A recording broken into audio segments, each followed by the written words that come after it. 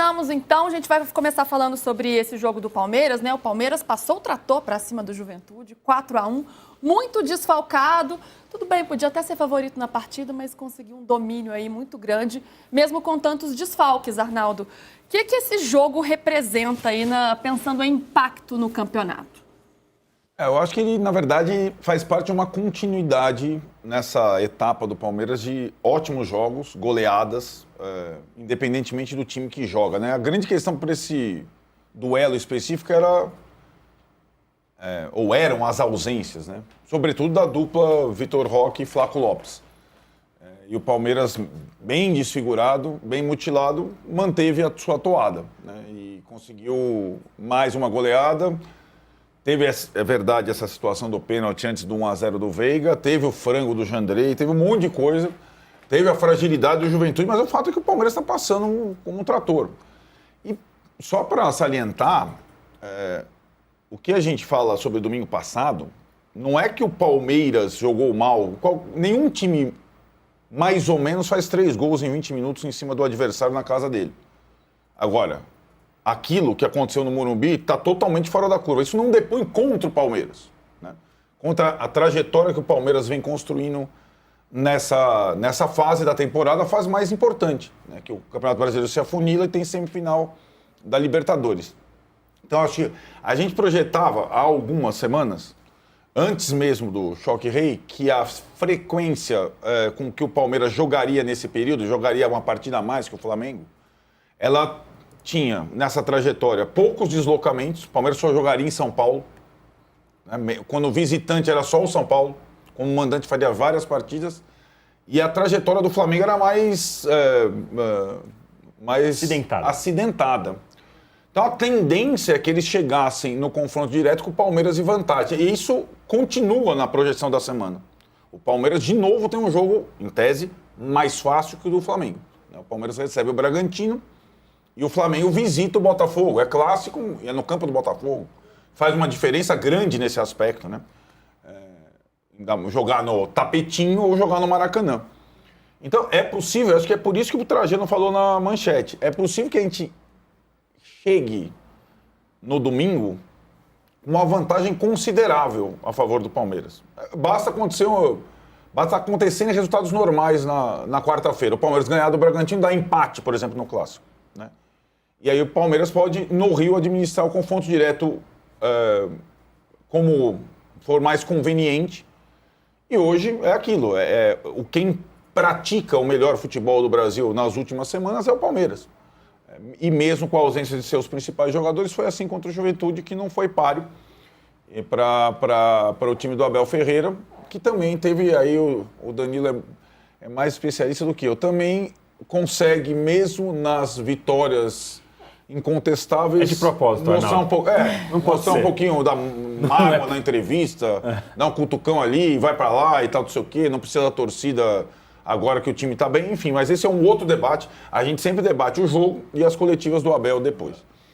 E mais uma vez, né, o Abel chamando atenção, dando uma cutucada ali na torcida.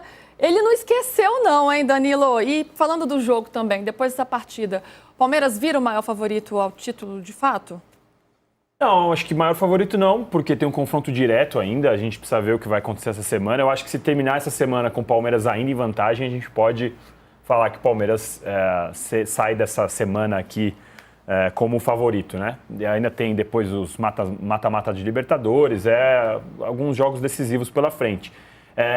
Do jogo em si, eu acho que tinha essa casca de banana que eu falei, porque o Palmeiras não tinha seu lateral direito titular, não tinha seu capitão e zagueiro titular, não tinha os 2 candidatos à camisa 5, então o Bruno Fux jogou de camisa 5, aliás, o Bruno Fux jogou muito bem essa partida, ora como terceiro zagueiro, ora como camisa 5, apareceu para fazer o gol. O Bruno Fux tem uma saída de bola muito boa, e eu fiquei pensando como é engraçado, né, porque lá no seu Galo, ele não jogou nada, né, ele ficou lá encostado. E tá no Palmeiras agora, candidato a ser comprado com meses de antecedência aí da cláusula de compra. Tá muito bem o Bruno Fux, ele entrou muito bem no time. O Palmeiras não tinha sua dupla de ataque, então jogou o Bruno Rodrigues, que entrou e 2 anos depois fez um gol. Aliás, uma cena muito bonita, né, do elenco todo abraçando o Bruno Rodrigues, do estádio vibrando, quando você vê que a vibração é diferente de um gol normal, né? Você sente que é aquela vibração que demora um pouco mais, né? E a cena dele beijando o joelho é bem bonita, né? A cena dele beijando os 2 joelhos. Então é uma história legal. Então eu acho que o Palmeiras tinha algumas cascas de banana, é verdade. O time que quer ser campeão não pode perder ponto do Juventude em casa. E o Palmeiras fez a missão. E fez a missão sobrando. E quando a gente olha na comparação com o Flamengo e com o Cruzeiro, a gente sempre vai lembrar que tanto o Flamengo quanto o Cruzeiro acabam perdendo pontos que o Palmeiras, na teoria, não perde, né? Que é para os times de baixo. O Palmeiras tem o famoso problema do G6. Um aproveitamento muito ruim contra o G6, 20 e poucos %. Mas quando pega Ceará, Juventude, Santos, Vasco, o Palmeiras normalmente não perde. E quando tem o Clássico, teve toda a questão do final de semana passado, que quando o Palmeiras, apesar de toda a polêmica, conseguiu fazer os 3 gols em 20 minutos e virou o jogo em pleno Morumbi, que eu acho que aí a gente coloca na régua com o próximo jogo do Flamengo, né, que é o Botafogo. Palmeiras e São Paulo, Flamengo e Botafogo eram os 2 jogos equivalentes que a gente colocava nessa régua. Sobre o Abel, que você me perguntou, eu fiquei vendo a entrevista, eu vi uma vez, eu vi 2 vezes, Arnaldo, e eu pensei, só pode ser de propósito. Porque o Palmeiras ganhou de novo de 4-1, né? Já tinha ganhado do Inter, do Fortaleza, fez 4-1 contra o Juventude, dentro de casa, com quase 40 mil pessoas, festa, Palmeiras líder de verdade, né? Eu já estava meio na liderança, mas agora o mesmo número de jogos do Flamengo. E aí ele vai lembrar de novo de que agora não precisa da mancha verde. É uma mágoa que, em algum momento, assim, aparentemente, a arquibancada, beleza, já está de novo com o time, já abraçou o time, já está vibrando.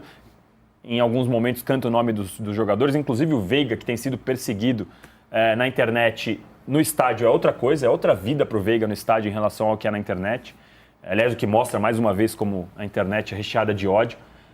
Mas aí o Abel vai e faz aquilo, eu falo, para mim só pode ser de propósito, para ele manter aquela história do vestiário inflamado, do vestiário com algum inimigo em comum, porque não é possível que ele queira lembrar disso de novo, faz 2 meses, que ele queira revirar o túmulo. E ele não entendeu que perder pro Corinthians é diferente, sim.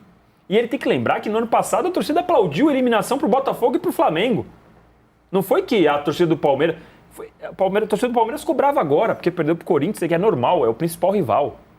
O eliminado perdeu a final e eliminado na outra. É normal. E aí o Abel quer revirar. Para mim, eu estou convencido que é de propósito para manter o fogo no vestiário.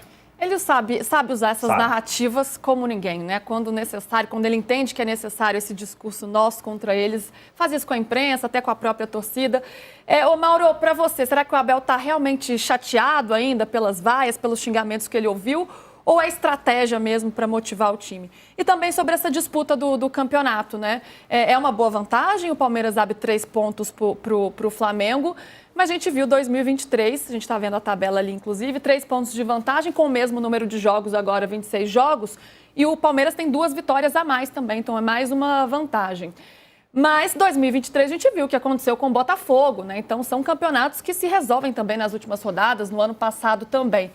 Calma nesse momento, torcedores, porque fica muita gente ansiosa, né? Já pintou o campeão, essas coisas. Como é que você vê tudo isso? São 36 pontos em disputa para o Palmeiras e para o Flamengo. É muita coisa, né? É muito jogo ainda pela frente. Mesmo o confronto direto domingo, acho que não define rigorosamente nada. Ainda vão faltar 9 jogos para cada um, né? 9 não, 10 jogos, acho que é isso. Para cada um, porque tem um jogo atrasado ainda. Então, 10 jogos para cada um, 30 pontos a disputar. Os 2 últimos anos acho que mostram isso, só confirmam isso, né? Que o campeonato não se resolve faltando 12, 13, a não ser que você abra uma vantagem absurda. E nem assim, porque o Botafogo nessa altura do campeonato ano retrasado tinha 11 pontos à frente do Palmeiras. E perdeu. E ficou em 5º. O Palmeiras ano passado ficou atrás do Botafogo e 6 pontos atrás ao final, como vice-campeão. E chegou na 36ª rodada, uma terça-feira, jogando pelo empate, perdeu em casa do Botafogo, que na quarta viajou para Buenos Aires para no sábado, com um homem a menos, ganhar a Libertadores. Então, acho que o próprio campeonato mostra isso, né? Que tem muita coisa ainda para acontecer. E acho também que a gente está numa situação agora que a gente não sabe qual vai ser o Flamengo que vai jogar quarta e domingo. Né? Porque o time ficou 10 dias, 3 dias de folga, todo mundo descansou. Aliás, o Danilo falou do ódio na internet, né? Eu vi torcedores xingando os jogadores, chamando de vagabundos, porque tiraram 3 dias de folga. O cara esquece que o jogador também tem um dia de folga por semana. Então vocês deram 3 dias, foi a folga da semana passada, dessa semana, porque agora eles vão ficar direto até o jogo do Racing mais um pouco. Folgou, né? 3 dias, Exato, e você menos. ou tem uma folga atrasada ou os caras antecipam porque em algum momento você vai ter que emendar de novo. Então o clube aproveita, os clubes fazem isso, né? Ainda mais com a Libertadores agora encavalado. E até pela questão também da cabeça, né? Você dá uma descansada e depois 6 dias de treino aí joga. Acho que tá bom, né? Mas aí tem que apresentar algo mais. Então não sabemos ainda como vai ser o comportamento do Flamengo, que está esse tempo todo sem jogar. O Palmeiras não, porque jogou sábado, embora desfalcado, foi a campo, né? Foi a campo e venceu bem como se imaginava, né? Eu acho que, assim, sobre a questão do técnico e tudo, eu até posso entender, em parte, a mágoa dele, porque tem um pouco de ingratidão, né? As ofensas têm um pouco de ingratidão. Ao mesmo tempo, também tem a decepção do torcedor profunda, né? Porque foram 2 fracassos diante do Corinthians, né? Isso em um intervalo muito pequeno, de poucos meses. Eu acho que muita gente que xingou o Abel Ferreira no Allianz Parque naquele dia não faria isso no dia seguinte. Chegou na hora. Tirando a torcida ali, que tem uma pegada ali, mais uma rixa, né? De alguns momentos, organizada.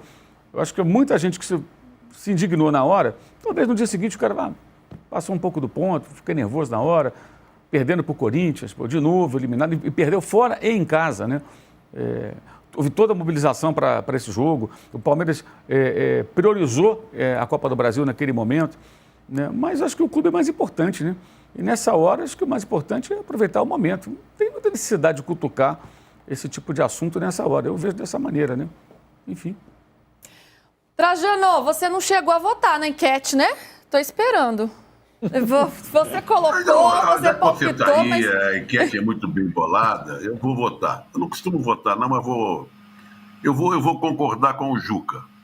Elenco. Tá certo. 2 grandes elencos, mas a diferença que eu vejo entre Flamengo e Palmeiras no momento, não é diferença de pontos, não, porque tem muita lenha para queimar, muita água para correr debaixo da ponte. É que alguns jogadores do Flamengo, que fazem parte, evidentemente, do elenco, estão decepcionando. E alguns jogadores do Palmeiras que estão entrando e não são exatamente titulares, estão jogando bem. Vou dar um exemplo. No Flamengo, o Bruno Henrique, quando entra, é uma pasmaceira total, só cai e reclama. O Pedro não vem jogando bem. Aliás, nem entra às vezes. O Ailton Lucas está péssimo na esquerda, né? O Emerson Royal que veio já está sendo motivo de piada. A torcida não gosta do Emerson Royal. O Samuel Lino, que em um mês virou jogador de seleção, também é um jogador marcado pela torcida. O Cebolinha a gente não sabe nem onde anda, se joga no Flamengo, se foi emprestado, sei lá o quê. Então tem problemas, é um elenco farto, com bons jogadores, mas alguns deles não estão em um momento bom. Ao contrário do Palmeiras. Até pega um cara como o Maurício, por exemplo. Entra e joga muito bem. Até o Rafael Veiga, que estava mortinho e tal, entra nesse jogo e foi muito bem, não é? O Bruno Rodrigues estava há 2 anos sem jogar, de repente pinta aí, emocionante, faz o gol e tal. Então acho que é os 2 grandes elencos, melhores elencos do futebol brasileiro, que tem seus problemas de contusão, de suspensão, não sei o quê, mas no momento, aqueles que entram para ajudar o time ou substituem os titulares, os jogadores do Palmeiras estão em fase melhor que o do Flamengo. Por isso eu voto no elenco. Pode mudar. Pode mudar. Vamos acompanhando. Aliás, estou acompanhando aqui. Chegamos, hein, Danilo? Aliás, já passamos da audiência muito brutal. Muito bem. Que horas são? 8h55? 8h55 e já tem um tempinho. E já chegamos na metade da meta de likes, em 3.000 likes. Vamos lá. Então, estou esperançosa de que a gente vai atingir a meta do Juca. Juca, você votou no elenco também, né? Em termos de time e do futebol que é apresentado hoje, tanto por Flamengo quanto por Palmeiras. Hoje, quem apresenta o melhor futebol? Palmeiras hoje tem o melhor futebol? É um time mais confiável neste momento? Como que você vê? Olha, Luiz, até acho que no momento, nessa semana, nos últimos 15 dias, sem dúvida, né, o Palmeiras jogou melhor, se apresentou melhor do que o Flamengo, o que não significa que no próximo meio de semana, na próxima rodada, isso se modifique. A gente nunca sabe. O que eu sei, e quero dizer aqui para todos e todas que nos veem, que me corta o coração e vai até me fazer mudar de atitude depois de ouvir o Danilo e o reforço, né, feito pelo Mauro em relação às derrotas do Palmeiras para o rival. Na próxima vez que acontecer um encontro, um derby, eu vou ligar lá no Parque São Jorge e vou pedir para para o pessoal tirar um pouco o pé, porque não é possível que ainda se fale das derrotas do Palmeiras para o Corinthians na Copa do Brasil, no Paulistinha. É um negócio que aí eu entendo o Abel, eu não consigo entender como é que até hoje só se fala disso. É uma coisa... Aí você justifica o corintiano achar que foi campeão. Porque, não, até foi estadual, eu não posso me esquecer da data histórica de 27 de março. Mas eu fico impressionado como vira e mexe, não há um posse de bola que não haja referência a esses jogos. Eu acho que é uma questão menos do Abel e mais de psiquiatra. Diz que levaram o psicólogo lá para os árbitros em Teresópolis, tem que levar lá também para a academia, porque realmente que coisa louca, não se esquece do Corinthians. O Corinthians está coitadinho lá embaixo na tabela, uma desgraça completa, endividado, cada notícia que sai do Corinthians é uma pior do que a outra. Está aí o Palmeiras jogando bem, porque resultados o Palmeiras tem tido, mas agora vem mostrando desempenho. É aquilo que o Danilo disse, goleou o Inter, goleou o Ceará, goleou mas não sei quem, goleou o Juventude. Mas golear o Juventude, o penúltimo colocado, sim, tá. Quantos golearam o Juventude, né? Então, e com o time inteirinho remendado, sem nenhum dos gringos das seleções, né? Poxa vida! E vem Corinthians, esqueçam o Corinthians, deixem o Corinthians em paz um pouco. Juca, é isso que eu tenho a dizer. Para falar rapidinho do Corinthians aqui, não sei se você chegou a ver uma notícia que saiu agora do Vessone, você viu? Procura esse José Martínez, 5 dias sem aparecer nos treinos. O Dorival vai até cortar do clássico. Sim, porque Martínez está preocupado com as questões políticas da Latinoamérica e foi dar uma consultoria. Você sabe que, Danilo, em clube que não se... Em clube não, em qualquer lugar que não se paga salário em dia, não se exija do profissional uma assiduidade, porque é assim mesmo, é aquilo que o Vampeta dizia de uma certa no Flamengo. Eles fingem que pagam, a gente finge que joga. Você acha que no Corinthians é diferente? Por que o Memphis é tão diferente na seleção holandesa e no Corinthians? Claro, porque também na seleção holandesa, né, ele tem companheiros que aproveitam as cobranças de falta dele, de escanteio dele, né? Tem parceiros de outro mas, de todo jeito, é isso. Quer dizer, por que eu vou pôr a minha perna para quebrar? Por que eu vou cumprir os meus compromissos se não cumprem os compromissos comigo? Eu não justifico, mas eu entendo. Não, mas essa questão... Quem reaviva o Corinthians a cada entrevista é o Abel. Não é nem o Juca com o Danilo, nem eu com o Mauro, nem o Trajano, né? É o Abel. O Abel fortalece. Não é o posse de bola. O Abel ele dá mais ênfase ainda. Ele cita o Corinthians, exatamente, né? Ele não fala só da relação dele com a torcida. Então é uma questão de... Agora, esse é um peso que o clássico tem, a rivalidade tem, e que, como o Mauro falou, o treinador do Palmeiras ele não pode... fingir que não acontece.